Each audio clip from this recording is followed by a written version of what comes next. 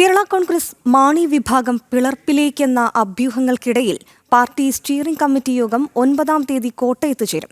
തെരഞ്ഞെടുപ്പ് പരാജയം യോഗം ചർച്ച ചെയ്യും. മാണി വിഭാഗത്തിന് തലങ്ങും വിലങ്ങും പിളർപ്പ് വെല്ലുവിളി നിലനിൽക്കെ ചേരുന്ന സംസ്ഥാന സ്റ്റിയറിംഗ് കമ്മിറ്റി യോഗം പാർട്ടിയുടെ മുന്നോട്ടുപോക്കിന് നിർണായകമാകും.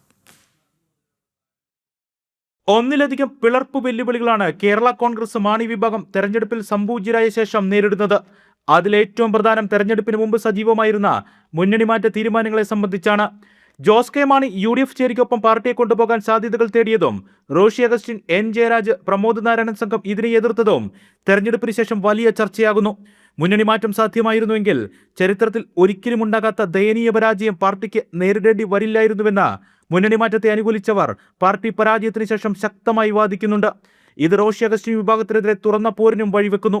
അതേസമയം തന്നെ റോഷി അഗസ്റ്റിന്റെ നേതൃത്വത്തിൽ പാർട്ടിക്കുള്ളിൽ പടപ്പുറപ്പാടുമുണ്ട്. UDFിനൊപ്പമുള്ള കേരള കോൺഗ്രസ് ജോസഫ് വിഭാഗം മാണി വിഭാഗത്തെ പിളർത്താൻ ശ്രമിക്കുന്നതാണ് മാണി വിഭാഗം നിലവിൽ നേരിടുന്ന മറ്റൊരു വെല്ലുവിളി. പാർട്ടി പദവിയും ബോർഡ് കോർപ്പറേഷൻ സ്ഥാനങ്ങൾ വാഗ്ദാനം ചെയ്തുമാണ് മാണി വിഭാഗത്തിലെ അസംതൃപ്തരെ LDFിൽ നിന്നും മറുപാളയത്തിലേക്ക് എത്തിക്കാൻ ജോസഫ് വിഭാഗം നീക്കം നടത്തുന്നത്. ഒരാഴ്ചയ്ക്കുള്ളിൽ നേതാക്കളിൽ പലരും UDF പാളയത്തിലേക്ക് എത്തുമെന്നാണ് ജോസഫ് വിഭാഗം കരുതുന്നത്. അതേസമയം പിളർപ്പൊഴിവാക്കാൻ തീവ്ര അനുരഞ്ജന നീക്കങ്ങളുമായി ജോസ് കെ മാണിയും സജീവമാണ്. ഇത്തരം പ്രതിസന്ധി ഘട്ടങ്ങളിലൂടെ മാണി വിഭാഗം കടന്നുപോകുമ്പോഴാണ് 9-ാം തീയതി കോട്ടയത്ത് സംസ്ഥാന കമ്മിറ്റി ഓഫീസിൽ ജോസ് കെ മാണിയുടെ നേതൃത്വത്തിൽ സംസ്ഥാന സ്റ്റിയറിംഗ് കമ്മിറ്റി യോഗം ചേരുക. രാവിലെ 10 മുതൽ വൈകിട്ട് 5 മണി വരെയാണ് യോഗം. മുന്നണി മാറ്റത്തെ അനുകൂലിച്ചവർ തെരഞ്ഞെടുപ്പ് പരാജയത്തിന്റെ ബാധ്യത റോഷി അഗസ്റ്റിനുമേൽ കെട്ടിവെക്കും.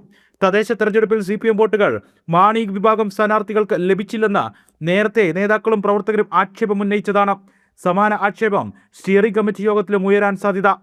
പാർട്ടി തട്ടകത്തിൽ പാർട്ടി ചെയർമാൻ ഉൾപ്പെടെ മത്സരിച്ച 12 പേരും തോറ്റ ചരിത്രത്തിലെ ഏറ്റവും ദയനീയ പരാജയത്തിന് ശേഷം ചേരുന്ന സംസ്ഥാന സ്റ്റിയറിംഗ് കമ്മിറ്റി യോഗം പാർട്ടിയുടെ ഭാവിക്ക് ഏറെ നിർണായകമാകും. ജനം, കോട്ടയം.